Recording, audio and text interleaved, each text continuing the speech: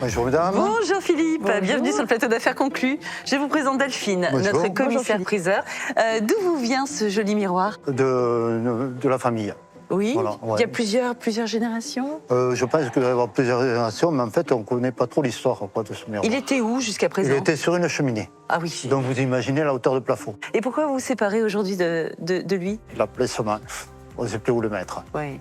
Moi, Delphine, j'ai hâte d'en savoir plus sur notamment la période de ce miroir. Et moi Alors, aussi. Vous aussi? Ah oui. C'est un miroir extraordinaire. Il s'agit d'un miroir de l'époque Napoléon III, donc vers la fin du 19e siècle, aux alentours des années 1870-1880.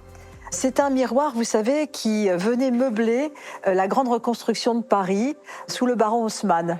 Donc c'est pour ça qu'il faut imaginer ce miroir au-dessus d'une très belle cheminée en marbre. Votre miroir fait 2,10 m de haut, mais dans un appartement haussmannien, ça va tout Oui, à fait ah ouais. bien. Ça passe. Ça passe. Ah ouais. C'était fait pour ça, en fait. C'était fabriqué pour être destiné à l'aménagement de ces appartements somptueux.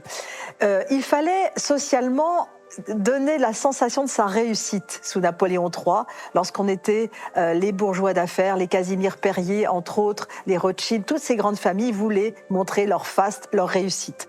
Ce miroir, pourquoi il est Napoléon III et pas plutôt d'époque? Parce qu'il reprend tout le vocabulaire des siècles du passé, ce qu'on appelle l'éclectisme. Sous Napoléon III, on aime mélanger les genres, mélanger les références des siècles passés.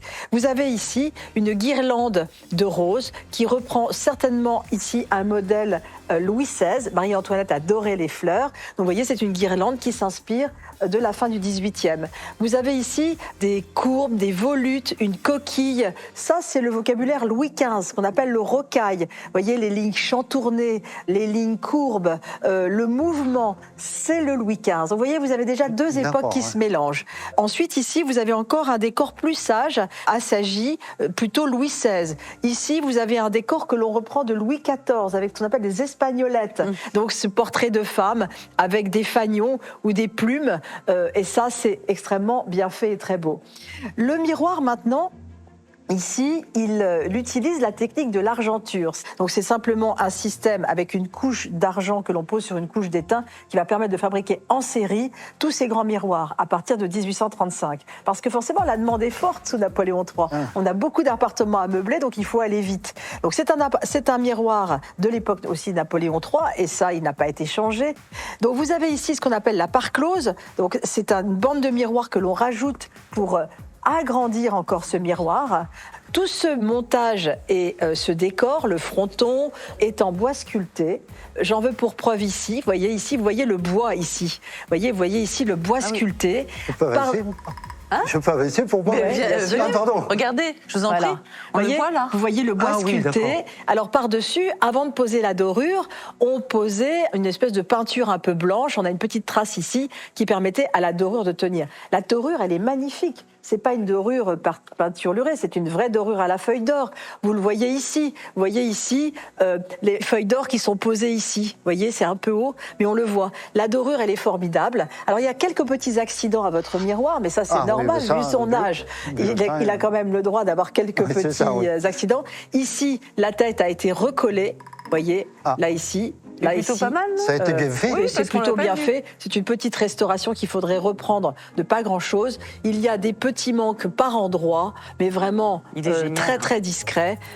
Regardez ici, ces dauphins ici, très registre Louis XIV. Donc vous voyez, on va aller puiser chez Louis XIV, chez Louis XV, chez Louis XVI, et pour faire cet ensemble absolument sublime.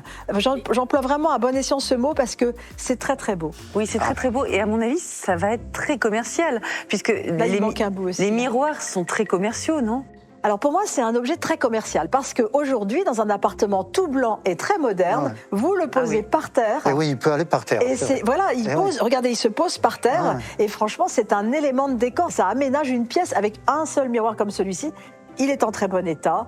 Il est aussi dans son jus. Il n'a pas tellement été restauré. La dorure est quasiment intacte, à part quelques petits manques ici.